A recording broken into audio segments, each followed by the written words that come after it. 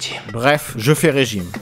C'était jeudi, je gérais des affaires importantes, je voyageais, je partageais mon opinion, puis je suis tombé sur un blog de régime. J'ai lu plusieurs posts et j'ai décidé de faire régime. Je devais me préparer un menu, comme sur le blog, mais j'avais besoin d'un bloc-notes et d'un stylo pour écrire mon menu. J'ai commencé à chercher, je trouvais rien. J'ai décidé de demander à mon frère. T'as pas vu mon bloc-notes dans la chambre? Il m'a répondu. Non, mais je peux te donner mon cahier et mon stylo. J'étais content. Merci bien. Puis j'ai pensé aux conséquences. Tu te souviens m'avoir pris mon cahier et mon stylo? Et alors? Comme je n'avais rien pour écrire, je n'ai pas pu terminer mon exposé et je me suis fait virer. Par conséquent, je n'ai plus aucune chance de trouver un travail normal, donc je vais vivre avec toi toute ta vie.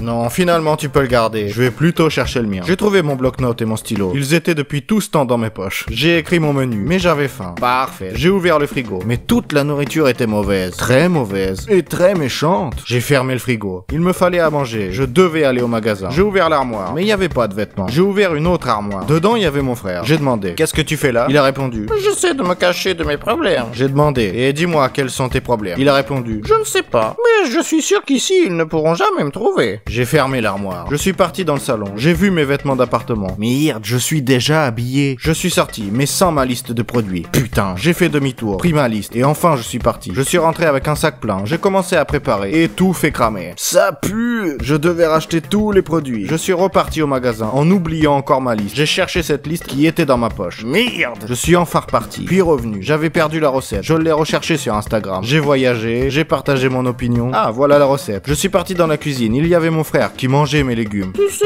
je n'aurais jamais pu penser que les courgettes sont dégueulasses. Putain. Je devais retourner au magasin, mais cette fois j'avais vraiment la flemme. J'ai décidé de me faire livrer. J'ai choisi mon produit, commandé, puis on m'a livré. J'ai préparé les ingrédients, j'ai suivi les instructions, j'ai épluché les légumes et le reste des produits. J'ai coupé les légumes, j'ai coupé les épices, j'ai mélangé le tout, puis versé sur une plaque pour le mettre au four. Nickel. Et pendant que ça chauffe, je suis retourné à mes affaires. Ça commençait à sentir bon. Sûrement mon plat qui devait être prêt. Ah non, c'était la pizza que mon frère avait commandée. Like la vidéo si tu aimes les pizzas. J'ai demandé, mais pourquoi tu manges autant? Parce que je dois développer mon organisme. Et j'ai besoin de prendre de la masse pour que dans le futur, je puisse t'en mettre plein la gueule. J'ai rigolé. Il ne pourra jamais. Je devais vite mettre un verrou au frigo avant qu'il ne soit trop tard. Maintenant, c'est moi le maître. J'ai décidé de continuer mon régime. J'ai ouvert le four. Ça avait l'air bon. Enfin, j'allais manger. Je me suis servi une assiette, je me suis assis et j'ai mangé.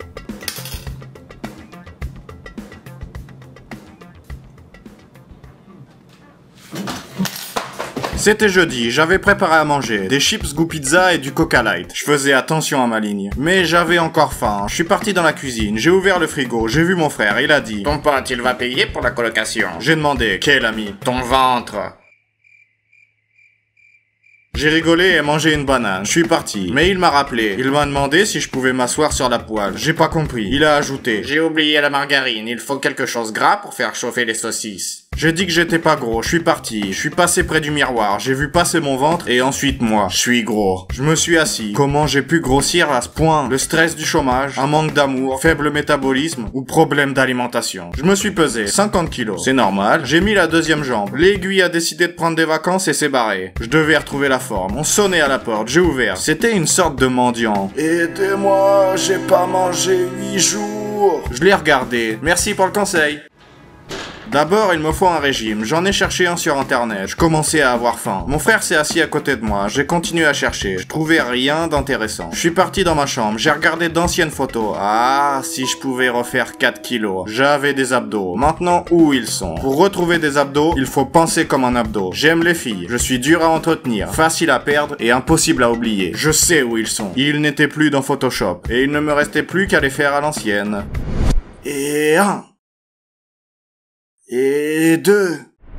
Penser m'avait donné faim. J'ai ouvert le frigo. J'ai voulu prendre à manger, mais j'ai pensé à mon frère. Tu vas le regretter. J'ai fermé le frigo. Je devais me reprendre. J'ai décidé d'appeler un professionnel. J'ai appelé la salle de gym. J'ai demandé les prix. J'ai commencé à suer. Ils sont efficaces. Je suis encore à la maison et je sue déjà. Mais c'était trop cher. Je ferai sans eux. J'ai fait des pompes. 1, 2. J'étais crevé. Certainement un manque de technique. Je suis parti sur Google pour vérifier. J'ai commencé à lire. Juste le titre et j'ai arrêté. Mon frère est arrivé. Je t'apporte des pansements diététiques pour maigrir. Merci. comment ça marche? C'est très simple, mets-le sur ta bouche et tu ne manges plus. Merci du conseil, maintenant dégage. Il restait une solution 100% sûre pour maigrir. Être adulte. Des crédits, des enfants, une voiture de merde, des fins de mois difficiles. Non, je ne suis pas fou, pas à ce point. J'aurais pu devenir curlingiste, je devais me souvenir des conseils de mon coach. Quand je suis bourré, je suis vraiment plus moi-même. Juste un conseil, barre-toi. Non, pas celui-là. Monsieur, j'ai perdu presque 1,5 kg. Et alors, qu'est-ce que j'en ai à foutre? Celui-là non plus. Bon, ça fera 50 € par cours. Ah, voilà pourquoi j'ai arrêté. Les sports et les régimes ne marchaient pas. Restait plus que les méthodes ancestrales. Je suis parti dans le salon. J'ai pris cet objet Maya qui traînait chez moi. Je l'ai nettoyé, puis allumé. Ready, inhale up and down.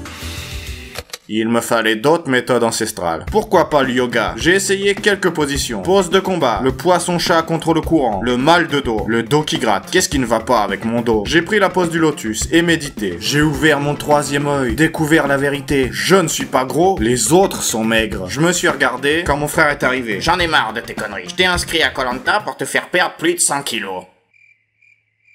C'était jeudi, je dormais bien. Je me suis réveillé par manque de sucre, de sel et de graisse. Je mourais de faim. Je suis parti dans la cuisine. Dans la cuisine, il y avait rien sauf la cuisine. C'est le désavantage de ne pas être marié. J'ai bien regardé, j'ai trouvé un post-it. Il y avait du poulet pour moi, mais je ne voyais rien. Je devais faire les courses, mais je n'avais pas d'argent. Il n'y avait que deux solutions. Trouver un travail et être autonome, ou demander à mon frère. Bien sûr, la deuxième. Je suis parti le voir.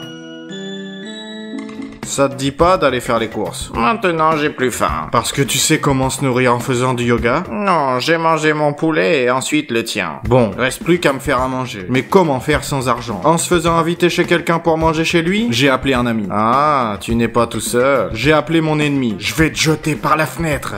J'ai fait un numéro au hasard. Nous nous connaissons pas encore, mais nous pouvons le faire derrière une bonne assiette de frites.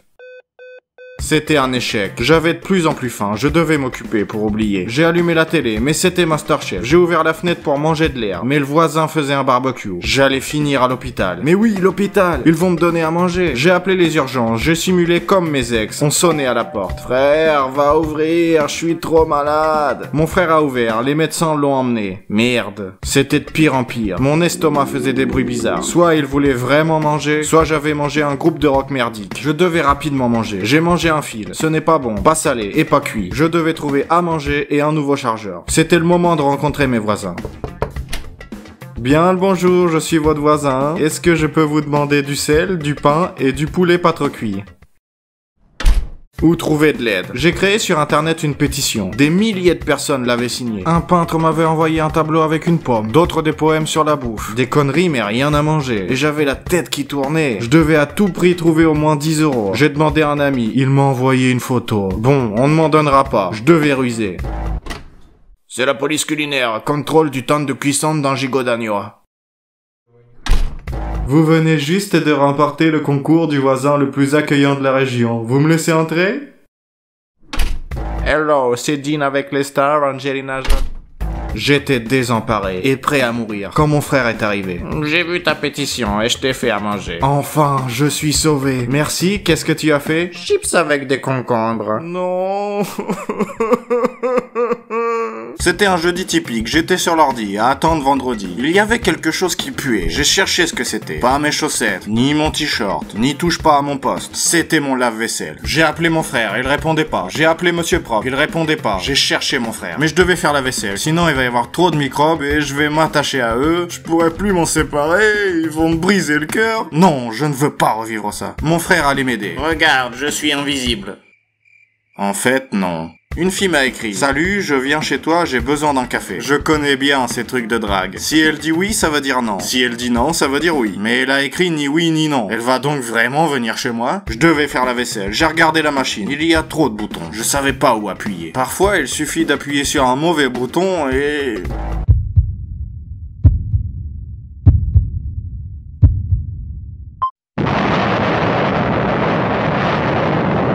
J'ai appelé ma mère, les instructions étaient dans le placard, je suis parti les chercher, je les ai trouvées. C'était un livre énorme, je l'ai feuilleté, pas de français, juste du latin. J'ai lu quelques lignes en latin. Des crevettes cantum sinatus. La lumière s'est éteinte.